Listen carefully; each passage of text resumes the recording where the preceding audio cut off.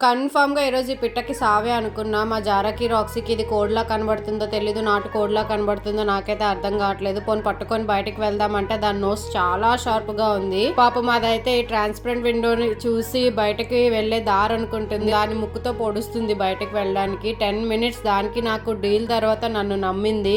నాకు ఒకటే భయం, ఈ బర్డ్‌కి ఏమైనా ఇన్ఫెక్షన్ ఉందా, మా ఇంటికి వచ్చేసింది అని చెప్పి. పట్టుకొని చూస్తే ప్రాపర్‌గా నడవలేకపోతుంది. మళ్ళీ కిందకి పంపితే స్ట్రీట్ డాగ్స్ తినేస్తాయి అని భయం.